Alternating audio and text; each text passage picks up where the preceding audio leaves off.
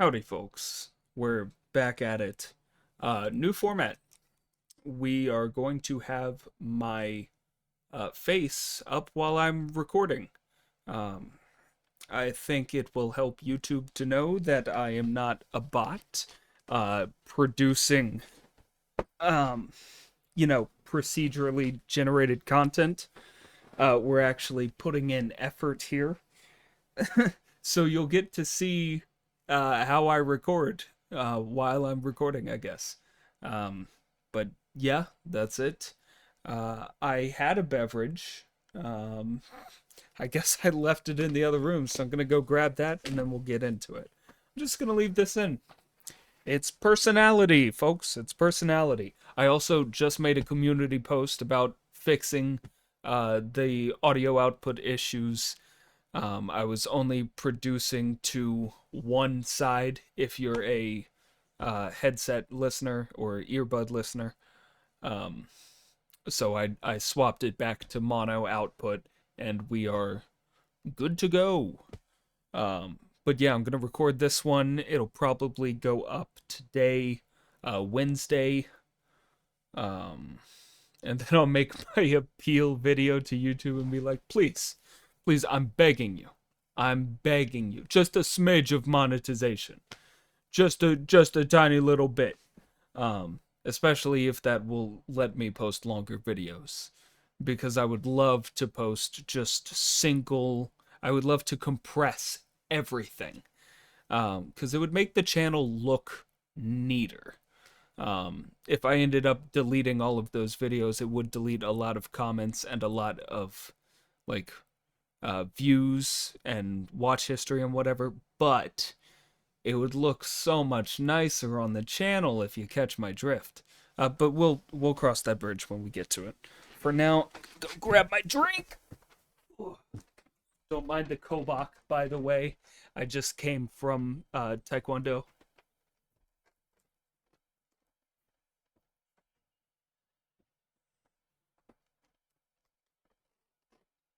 Okay.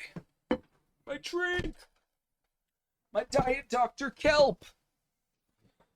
Oh, speaking of Diet Dr. Kelp, let me know if you're going to get that SpongeBob Frosty from Wendy's. Not that I'm doing advertising for them, and not that I am sponsored. But Wendy's, if you want to sponsor me, yeah, let me know. Let me know. I love those ghost pepper nuggets that they got. Okay, enough screwing around. We're just gonna get into it. I'll have this on hand so the clicking doesn't pick up in the audio. And once again, I am still learning the pinyin system for pronunciation, so bear with me. Okay, take a sip and we'll get into it. Ooh.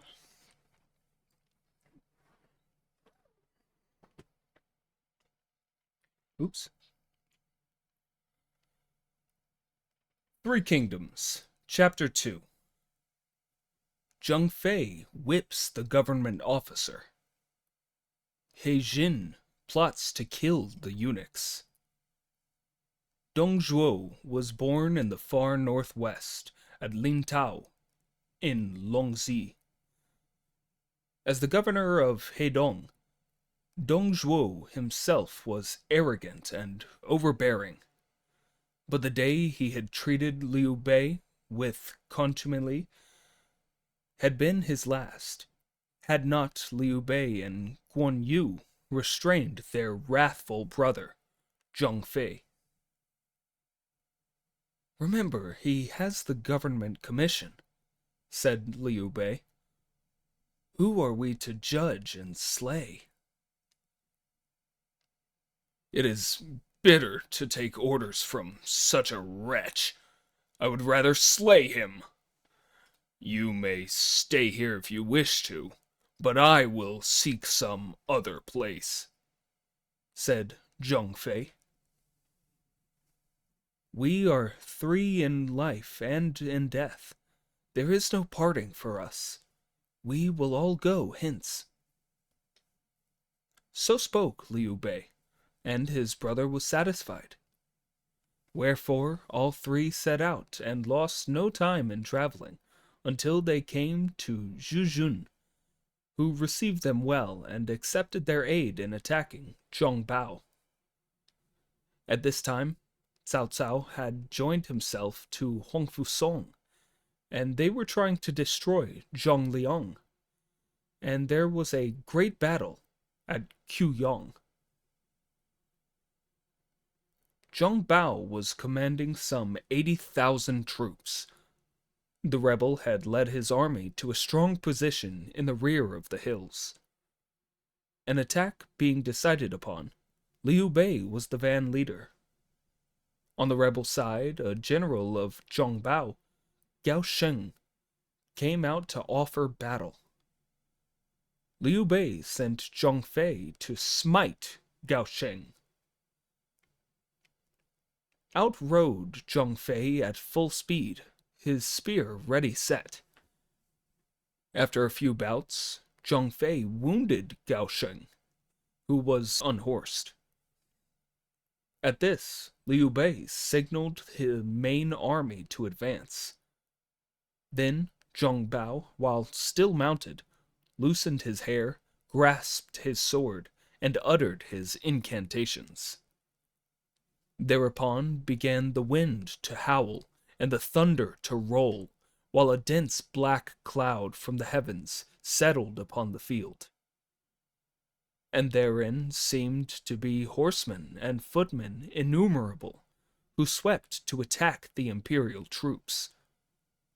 Fear came upon them, and Liu Bei led off his troops, but they were in disorder and returned defeated. Zhu Jun and Liu Bei considered the matter. "Zhao Bong uses magic," said Zhu Jun. "Tomorrow, then, I will prepare counter-magic in the shape of the blood of slaughtered swine and goats and dogs. This blood shall be sprinkled upon their hosts from the precipices above by soldiers in ambush. Thus shall we be able to break the power of their shamanic art." So it was done. Guan Yu and Zhang Fei took each 1,000 troops and hid them on the high cliffs behind the hills, and they had a plentiful supply of the blood of swine and goats and dogs and all manners of filthy things. So the next day, when the rebels with fluttering banners and rolling drums came out to challenge, Liu Bei rode forth to meet them. At the same moment that the armies met, again Zhang Bao began his magic, and again the elements began to struggle together. Sand flew in clouds, pebbles were swept along the ground, black masses of vapor filled the sky, and rolling masses of foot and horse descended from on high. Liu Bei turned, as before, to flee, and the rebels rushed on. But as they pressed through the hills, the trumpets blared, and the hidden soldiers exploded bombs, threw down filth, and spattered blood. The masses of soldiers and horses in the air fluttered to the earth as fragments of torn paper. The wind ceased to blow, the thunder subsided, the sand sank, and the pebbles lay still upon the ground. Zhang Bao quickly saw his magic had been countered and turned to retire.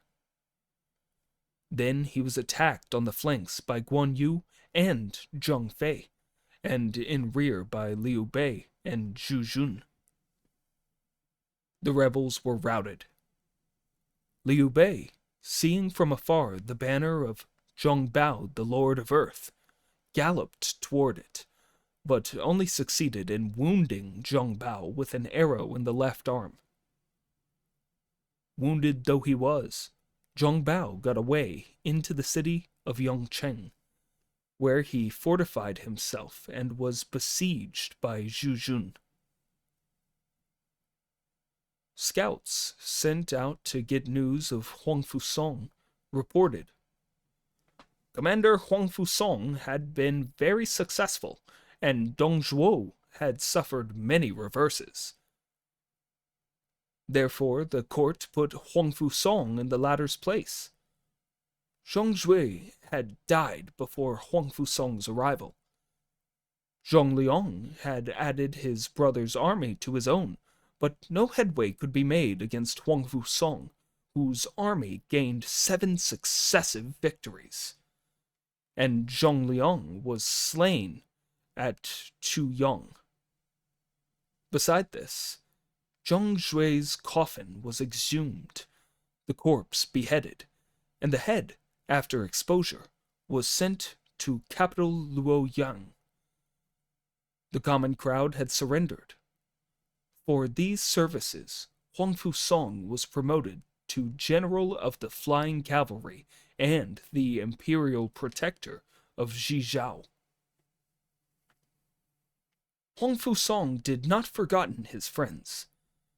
His first act after he had attained to power was to memorialize the throne concerning the case of Lu Ji, who was then restored to his former rank for his meritorious conducts. Cao Cao also received advancement for his services and was preparing to go to Jinan to his new post. Hearing these things, Zhu Jun pressed harder yet upon Yang Cheng, and the approaching breakup of the rebellion became evident. Then one of Zhong Bao's officers, Yan Zheng, killed his leader and brought the head in token of submission. Thus, rebellion in that part of the country was stamped out, and Zhu Jun made his report to the government. However, the embers of the yellow scarves still smoldered. 3 other rebels, Zhao Hong, Han Zhong, and Sun Zhong, gathered some 30,000 rebels and began to murder and rob and burn, calling themselves the Avengers of Master Zhong Zhui. The court commanded the successful Zhu Jun to lead his veteran and successful troops to destroy the rebels. He at once marched toward the city of Wancheng, which the rebels were holding. When Zhu Jun arrived, Han Zhong went to oppose him. Zhu Jun sent Liu Bei and his brothers to attack the southwest corner of the city. Han Zhong at once led the best of his troops to defend the city. Meanwhile, Zhu Jun himself led 2,000 of armored horsemen to attack the opposite corner. The rebels, thinking the city being lost, abandoned the southwest and turned back into the city to help the defenders. Liu Bei pressed hotly in their rear, and they were utterly routed. They took refuge in the city, which was then invested. When famine pressed upon the besieged, they sent a messenger to offer to surrender, but Zhu Jun refused the offer. Said Liu Bei to Zhu Jun, "Seeing that the founder of the Han dynasty, Liu Bang, the supreme ancestor, could welcome the submissive and receive the favorable, why reject these?" "The conditions are different," replied Zhu Jun. "In those old days, disorder was universal, and the people had no fixed lord. Wherefore, submission was welcomed and support rewarded to encourage people to come over. Now the empire is united, and the yellow scarves are only malcontents. To receive their surrender is not to encourage the good. To allow brigands, when successful, is to give way to every license, and to let them surrender when they fail is to encourage brigandage. Your plan is not a good one." Liu Bei replied, "Not to let brigands surrender is well, but the city is surrounded as by an iron barrel. If the rebels' request be refused, they will be desperate and fight to the death, and we can hardly withstood a myriad of such men. Moreover, in the city there are many times that number, all doomed to death. Let us withdraw from one corner and only attack the opposite. They will all assuredly flee and have no desire to fight. We shall take them." Zhu Jun saw that the advice was good and followed it. As predicted, the rebels ran out, led by Hong Zhong. The besiegers fell upon them as they fled, and Hong Zhong was slain. The rebels scattered in all directions, but the other two rebel chieftains, Zhao Hong and Sun Zhong, came with large reinforcements, and as they appeared very strong, the imperial soldiers retired, and the new body of rebels re-entered Wancheng. Zhu Jun encamped 3 miles from the city and prepared to attack. Just then, there arrived a body of horse and foot from the east. At the lead was one general with a broad open face, a body as an alert tiger's, and a torso as a lofty bear's. His name was Sun Jun. He was a native of Fuchun, in the old state of Wu, a descendant of the famous Sun Zi, the strategist. When he was 17, Sun Jun was with his father on the river Chuntang and saw a party of pirates who had been plundering a merchant, dividing their booty on the riverbank. "We can capture these," said he to his father. So, gripping his sword, he ran boldly up to the bank and cried out to this side and that, as if he was calling on his men to come. This made the pirates believe the soldiers were on them, and they fled, leaving their booty behind them. He actually killed one of the pirates. In this way, he became known and was recommended for office. Then, in collaboration with the local officials, he raised a band of 1,000 and helped to quell the rebellion of one Zhu Chang, who called himself the Sun Emperor and had 10,000 supporters. The rebel son, Zhu Shao, was also slain with his father.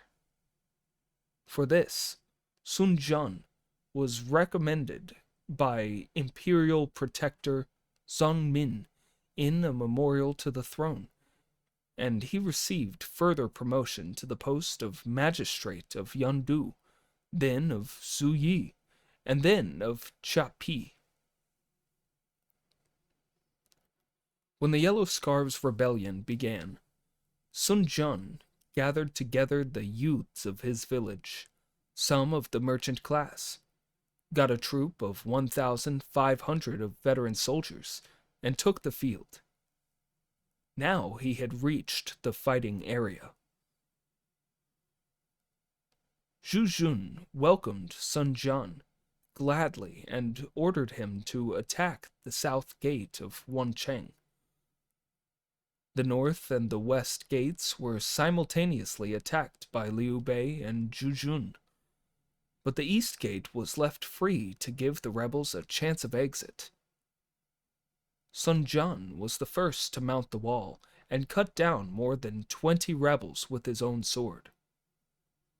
The rebels ran, but the leader, Zhao Hong, rode directly at Sun Jun with his spear ready to thrust. Sun Jun leaped down from the wall, snatched away the spear, and with it knocked Zhao Hong from the horse. Then Sun Jun, mounting Zhao Hong's horse, rode hither and thither, slaying as he went. The rebels fled north. Meeting Liu Bei, they declined to fight and scattered. But Liu Bei drew his bow, fitted an arrow, and shot their leader, Sun Zhong, who fell to the ground. The main army of Zhu Jun came up, and after tremendous slaughter, the rebels surrendered. Thus was peace brought to the 10 counties about the Nanyang area.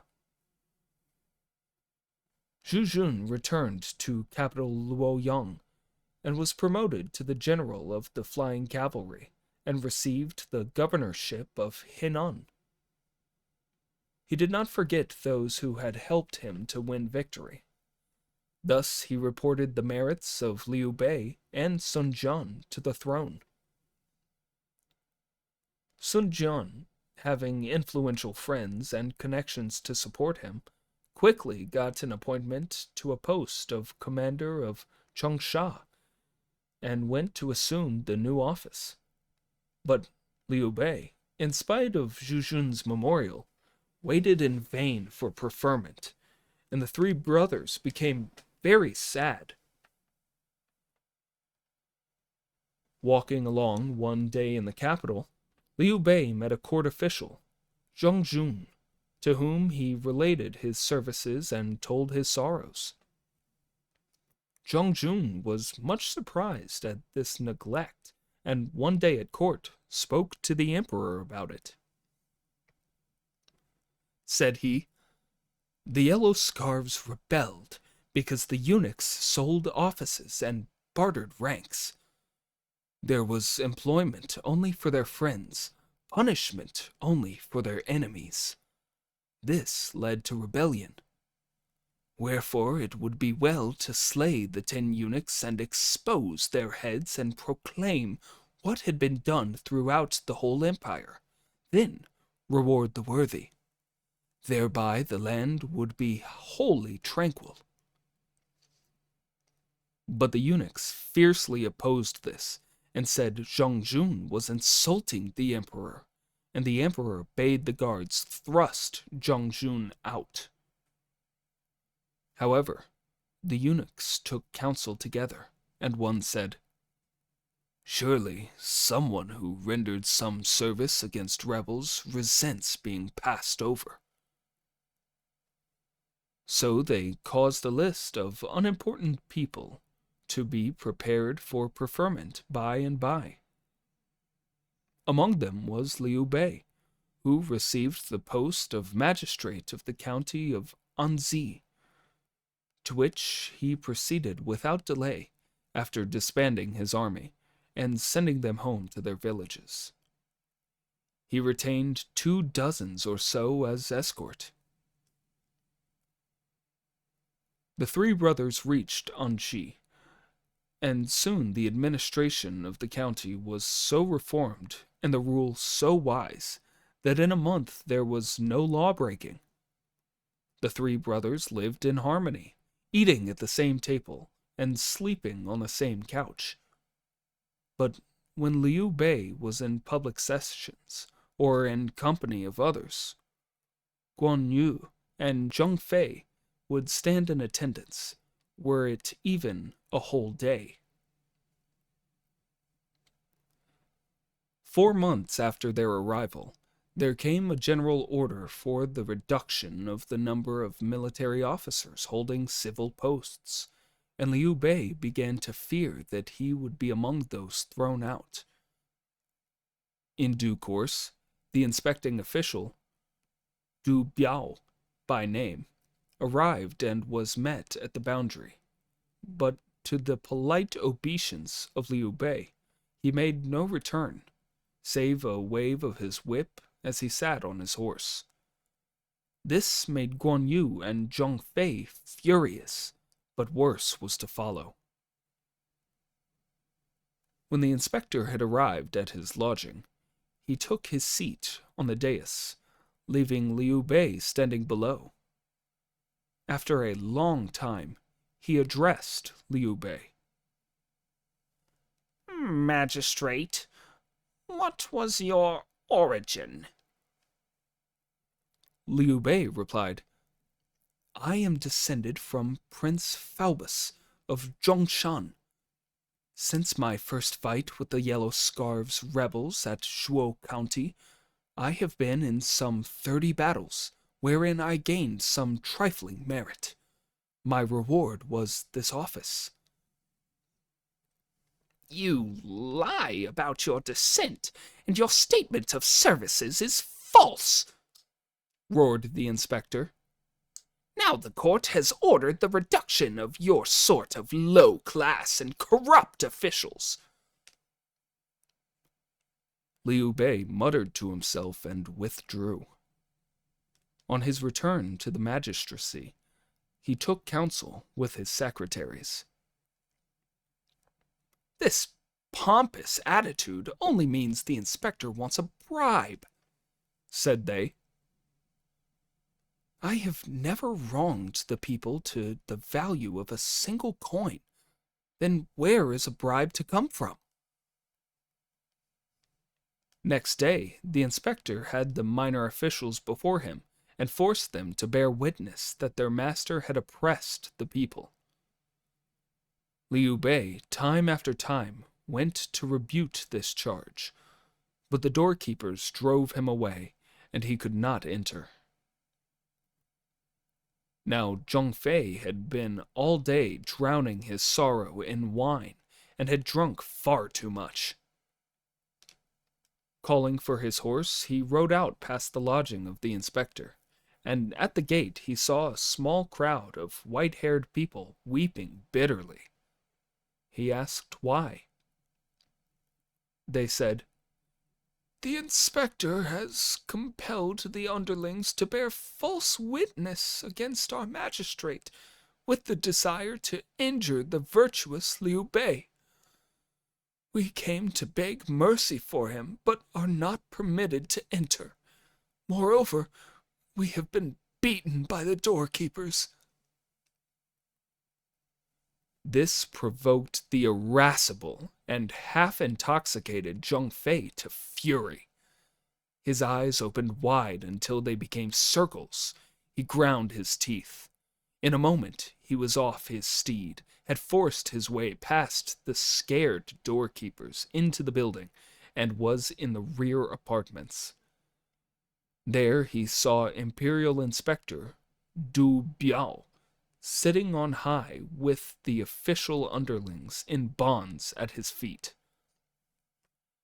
"Oppressor of the people! Robber!" cried Zhang Fei. "Do you know me?" But before the inspector could reply, Zhang Fei had had him by the hair and had dragged him down. Another moment, he was outside and firmly lashed to the hitching post in front of the building. Then, breaking off a switch from a willow tree, Zhang Fei gave his victim a severe thrashing, only staying his hand when the 10th switch was too short to strike with. Liu Bei was sitting alone, communing with his sorrow, when he heard a shouting before his door. He asked what the matter was. They told him General Zhang Fei had bound somebody to a post and was thrashing him. Hastily going outside, Liu Bei saw who the unhappy victim was and asked Zhang Fei the reason. "If we do not beat this sort of wretch to death, what may we expect?" said Zhang Fei. "Noble sir, save me!" cried the inspector. Now, Liu Bei had always been kindly and gracious, wherefore he bade his brother release the officer and go his way. Then Guan Yu came up saying, "Brother, after your magnificent services you only got this petty post, and even here you have been insulted by this fellow. A thorn bush is no place for a phoenix. Let us slay this fellow, leave here, and go home till we can evolve a bigger scheme. Liu Bei contented himself with hanging the official seal about the inspector's neck, saying, "If I hear that you injure the people, I will assuredly kill you. I now spare your life, and I return to you the seal. We are going." The inspector went to the governor of Dingzhou and complained, and orders were issued for the arrest of the brothers. But they got away to Daishou and sought refuge with Liu Hui, who sheltered them because of Liu Bei's noble birth. By this time, the 10 regular attendants had everything in their hands, and they put to death all who did not stand in with them. From every officer who had helped to put down the rebels, they demanded presents, and if these were not forthcoming, he was removed from office.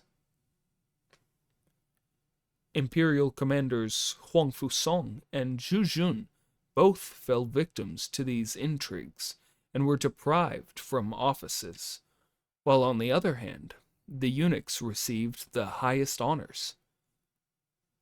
13 eunuchs were ennobled, including Zhao Zhong, who was added to the rank of General of the Flying Cavalry. The government grew worse and worse, and everyone was irritated. Rebellions broke out in Changsha, led by Xu Xing, and in Yuyang, led by Zhang Zhu and Zhang Chun. Memorials were sent up in number as snowflakes in winter, but the 10 suppressed them all. One day, the emperor was at a feast in one of the gardens with the 10, when High Counselor Liu Tao suddenly appeared, showing very great distress. The emperor asked what the matter was. "Sire, how can you be feasting with these when the empire is at the last gasp?" said Liu Tao. "All is well," said the emperor. "Where is anything wrong?" Said Liu Tao. "Robbers swarm on all sides and plunder the cities, and all is the fault of the 10 eunuchs who sell offices and injure the people, oppress loyal officials, and deceive their superiors. All virtuous ones have left the services, and misfortune is before our very eyes." At this, the eunuchs pulled off their hats and threw themselves at their master's feet. "If Minister Liu Tao disapproves of us," they said, "we are in danger. We pray that our lives be spared and we may go to our farms. We yield our property to help defray military expenses." And they wept bitterly. The emperor turned angrily to Liu Tao, saying, "You also have servants. Why can't you bear with mine?" And thereupon the emperor called to the guards to eject Liu Tao and put him to death. Liu Tao cried aloud, "My death matters nothing.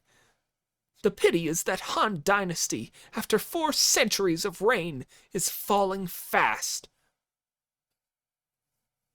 The guards hustled him away and were just about to carry out the emperor's order when a minister stopped them, shouting, "Strike not! Wait till I have spoken with His Majesty." It was the Minister of the Interior, Chen Dan. He went in to the emperor, to whom he said, "For what fault is Counselor Liu Tao to be put to death?" "He has vilified my servants and has insulted me," said the emperor. All the empire would eat the flesh of the eunuchs if they could, and yet, sire, you respect them as if they were your parents. They have no merit, but they are created nobles. Moreover, Feng Zhu was in league with the Yellow Scarves. Unless your majesty looks to it, the state will crumble. There was no proof against Feng Zhu, replied the emperor. About the 10 eunuchs, are there none faithful among them? Chen Dan beat his forehead on the steps of the throne and did not desist from remonstrance. Then the emperor grew angry and commanded his removal and imprisonment with Liu Tao. That night, Liu Tao and Chen Dan were murdered. Then the eunuchs sent a forged edict to Sun Jian, making him governor of Changsha, with orders to suppress the rebellion of Aoxing. In less than 2 months, Sun Jian reported the county all tranquil. For this he was created Lord of Wuchang. Further, Liu Yu was made imperial protector of Yaozhou to move against Yu Yong and suppress Zhongzhou and Zhongchun.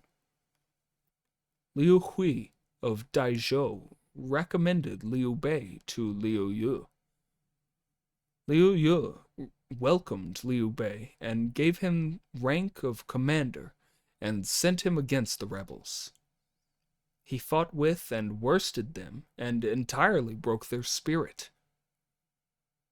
Zhongchun was cruel, and his leaders turned against him. One of his officers then slew him and brought in his head, after which the others submitted. The other leader, Zhongshu, saw that all was lost and killed himself. Yu Yong being now tranquil, Liu Bei's services were reported to the throne, and he received full pardon for the insult to the imperial inspector. He also became magistrate deputy of Micheng. Then Gongsun Zan praised Liu Bei's former services, and he was promoted to magistrate of Pingyuan. This place was very prosperous, and Liu Bei recovered something of his old manner before the days of adversity. Liu Yu also received preferment and was promoted to Grand Commander. In the summer of the 6th year of central stability, AD 189, Emperor Ling became seriously ill and summoned He Jin into the palace to arrange for the future. He Jin had sprung from a humble family of butchers, but his sister had become a concubine of rank and borne a son to the emperor, named Bian Liu. After this, she became Empress He, and He Jin became the powerful imperial guardian and regent marshal.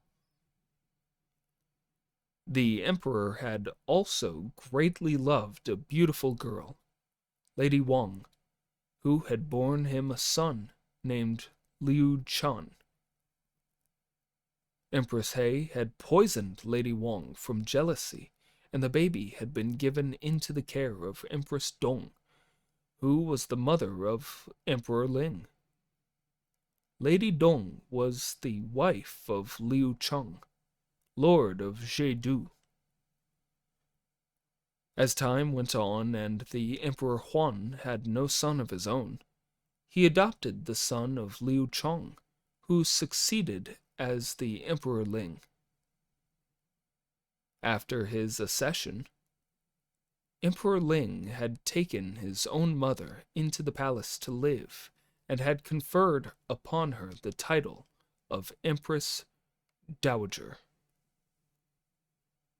Empress Dong had always tried to persuade her son to name Liu Shan as the heir apparent, and in fact the emperor greatly loved the boy and was disposed to do as his mother desired. When he fell ill, one of the eunuchs, Zhang Shuo, said, "If Liu Zhan is to succeed, He Jin must be killed to prevent countermoves." The emperor saw this too, and commanded Imperial Guardian He Jin to come to him. But at the very gates of the palace, He Jin was warned of his danger by Commander Pan Yin, who said, "This must be a trap of Zhang Shuo to destroy you." He Jin rushed back to his quarters and called many of the ministers to his side, and they met to consider how to put the eunuchs to death. At this assembly, a man spoke against the plot. "The influence of the eunuchs dates back half a century and has spread like a noxious weed in all directions. How can we hope to destroy it? Above all, keep this plot secret, or you will be exterminated." He Jin eyed down and saw General of Military Standards, Cao Cao. He Jin was very angry at this speech and cried, "What inferiors like you know of the ways of government?" And in the midst of the confusion, Pan Yin came to say, "The emperor is no more. The eunuchs have decided to keep the death a secret and forge a command to the Imperial Guardian to come into the palace to settle the succession. Meanwhile, to prevent trouble, they have inscribed the name of Liu Chan on the roll." And as Pan Yin finished speaking, the edict arrived. "The matter for the moment is to set up the rightful heir," said Cao Cao. "The other affairs can wait." "Who dares to join me in supporting the rightful heir, Prince Bian Liu?" asked He Jin, the Imperial Guardian. At once, one stood forward, saying, "Give me 5,000 veterans, and we will break into the palace, set up the true heir, slay the eunuchs, and sweep clean the government. Then peace will come to the empire." The energetic speaker was Yuan Shao, son of the former Minister of the Interior, Yuan Feng, and nephew of Minister Yuan Wei. Yuan Shao then held the rank of Imperial Commander. He Jin mustered 5,000 royal guards. Yuan Shao put on complete armor and took command. He Jin, supported by He Yu and Zun Yo, Shang Tai, and more than 30 other ministers and high-rank officials, went into the palace, and in the hall where lay the coffin of the late emperor, they placed Bian Liu on the throne. After the ceremony was over and all had bowed before the new emperor, Yuan Shao went in to arrest eunuch Zhang Shuo. Zhang Shuo, in terror, fled into the palace garden and hid among the shrubs, where he was discovered and murdered by Guo Sheng, one of the 10 eunuchs. The guards under Zhang Shuo's command all surrendered. Yuan Shao said, "Their gangs have broken. The most opportune moment is now to slay all the eunuchs."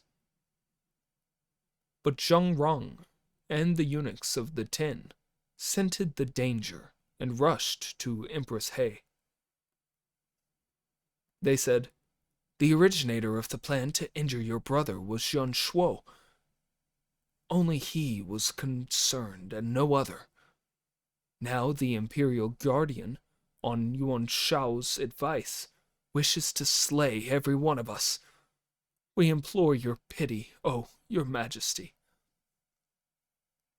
"Fear not," said Empress He, whose son had just become emperor. "I will protect you." She sent for her brother and said, "You and I are of lowly origin, and we owe our good fortune to the eunuchs. The misguided Xuan Shuo is now dead, and need you really put all the others to death as Yuan Shao advises?" And He Jin obeyed her wish. He explained to his party, saying, "The real offender, Zhang Shuo, has met his fate, and his clan will be punished.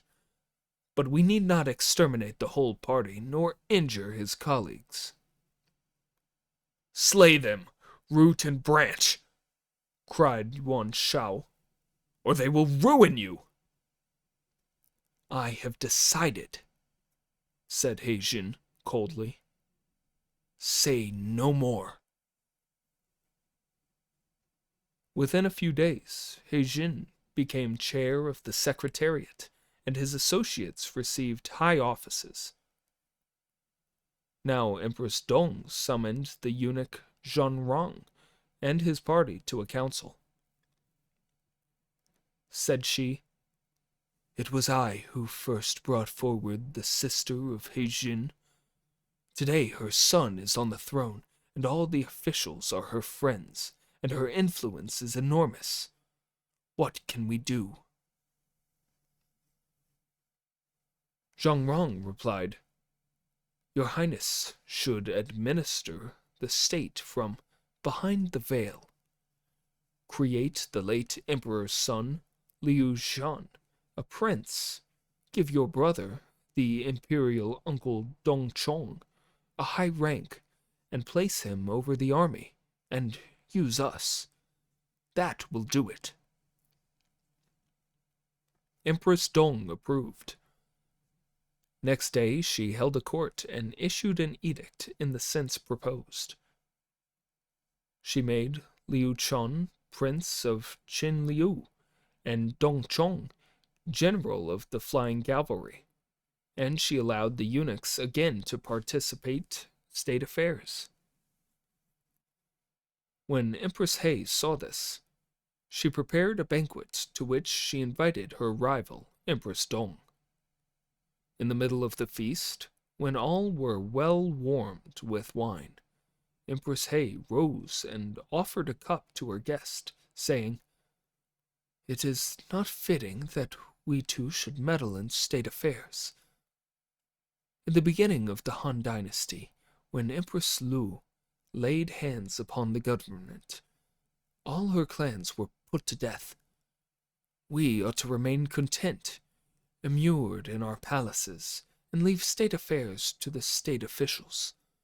That would be well for the country, and I trust you will act thus." But Empress Dong only got angry, saying, "You poisoned Lady Wang out of jealousy. Now, relying upon the fact that your son sits on the throne and that your brother is powerful, you speak these wild words. I will command that your brother be beheaded, and that can be done as easily as I turn my hand."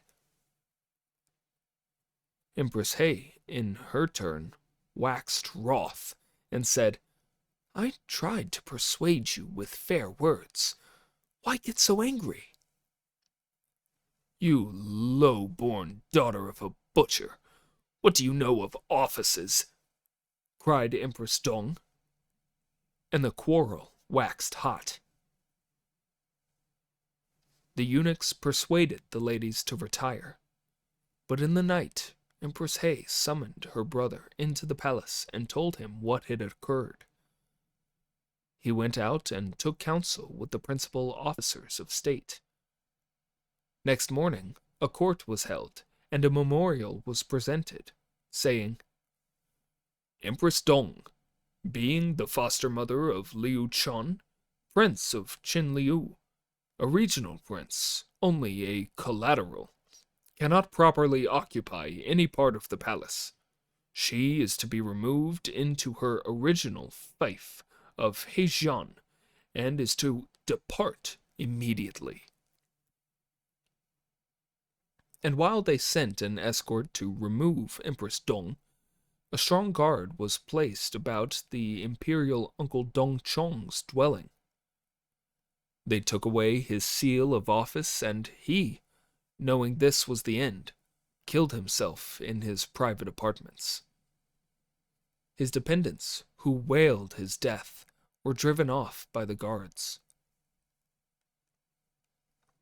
The eunuchs Zhang Rong and Tuan Gui, having lost their patroness, sent large gifts to He Jin's younger brother, He Miao, and his mother, Lady Wu Yong, and thus got them to put in a good word to Empress He as to gain her protection. And so they gained favor once more at court. In the 6th month of that year, the secret emissaries of He Jin poisoned Empress Dong in her residence in the country. Her remains were brought to the capital and buried in Wen tombs. He Jin feigned illness and did not attend the funeral. Commander Yuan Shao went one day to see He Jin, saying, The two eunuchs, Zhang Rong and Duan Gui, are spreading the report outside that you had caused the death of the late empress and is aiming at the throne. This is an excuse for you to destroy them. Do not spare them this time, or you will pay like Dao Wu and Chen Fan, who in the previous reign missed their chance because the secret had not been kept, and they paid by their own deaths. Now you and your brother have many commanders and officers behind, so that the destruction of the eunuchs can be but an ease. It is a heaven-sent opportunity. Delay no further. But He Jin replied, Let me think it over. He Jin's servants overheard the discussion and secretly informed the intended victims, who sent further gifts to the younger brother, He Miao. Corrupted by these, he went in to speak with his sister, Empress He, and said, The general is the chief support of the new emperor, yet he is not gracious and merciful, but thinks wholly of slaughter. If he slays eunuchs without cause, it may bring about revolution. Soon after, He Jin entered and took hold of his design to put the eunuchs to death. She argued with him. Those officials look after palace affairs and are old servants. To kill the old servants just after the death of their master would appear disrespectful to the dynasty's ancestral temple. And as He Jin was of a facilitating mind, he murmured assent and left her. What about it? Said Yuan Shao on meeting him. She will not consent. What can be done? Call up an army and slay them. It is imperative. Never mind her consent. That is an excellent plan, said He Jin, and he sent orders all around to march soldiers to the capital. But Counselor Chen Lin objected. Nay, do not act blindly. The proverb says, to cover the eyes and snatch at swallows is to fool oneself. If in so small a matter you cannot attain your wish with covered eyes, What of great affairs? Now, by virtue of the imperial prestige, and with the army under your hand, you may do as you please. To use such enormous powers against the eunuchs would resemble lighting up a furnace to burn a hair. But act promptly. Use your powers and smite at once, and all the empire will be with you. But to summon forces to the capital, to gather many bold persons into one spot, each with one's own schemes, is to turn our weapons against our own person, to place ourselves in the power of another. Nothing but failure can come of it. Nothing but confusion. The view of a mere bookworm, said Heijin with a smile. Then one of those about Heijin suddenly clapped his hands, laughing. Solving this issue is as easy as turning over one's hand. Why talk so much? The speaker was Cao Cao. Wouldst thou withdraw wicked people from thy prince's side? Then seek counsel of the wise people of the state. What Cao Cao said will be disclosed in later chapters.